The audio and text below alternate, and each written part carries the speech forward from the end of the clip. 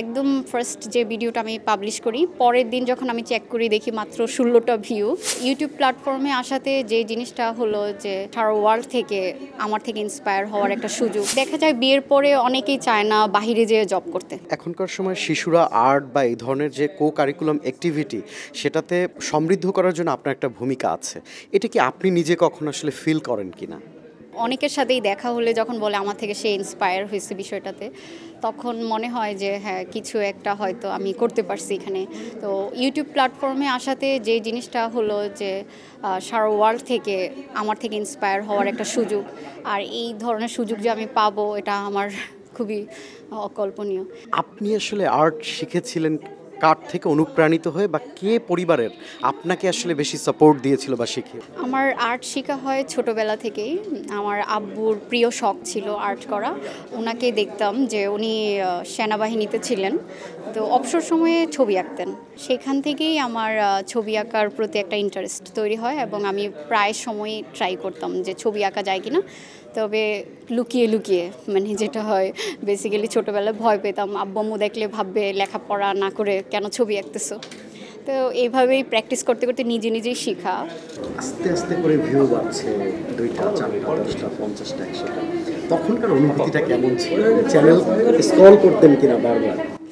হ্যাঁ, তখনের অভিজ্ঞতা বেশ ভালো ছিল, কারণ আমার এত এক্সপেকটেশন ছিল না শুরুতে।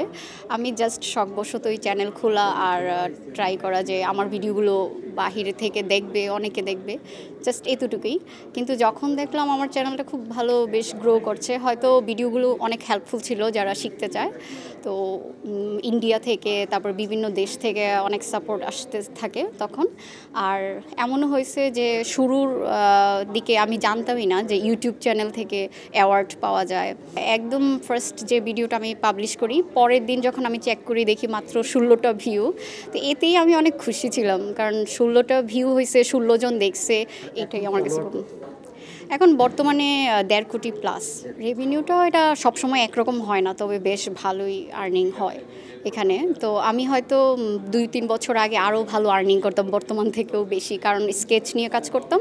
তো ইউটিউবে দেখা গেছে যে যেই দেশ থেকে ভিউ হয় ওই দেশের রেভিনিউটা যত ভালো তত আর্নিংটা ভালো। তো স্কেচটা মূলত ইউএসএতে বেশি চলে।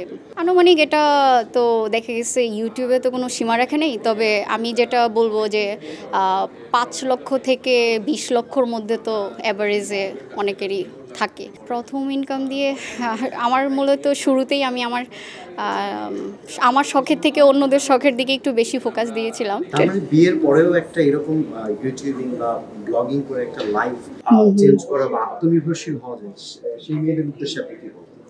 দেখা যায় বিয়ের পরে অনেকেই চায় না বাহিরে যেয়ে জব করতে, মেয়েদের ক্ষেত্রে যেটা হয় আর কি।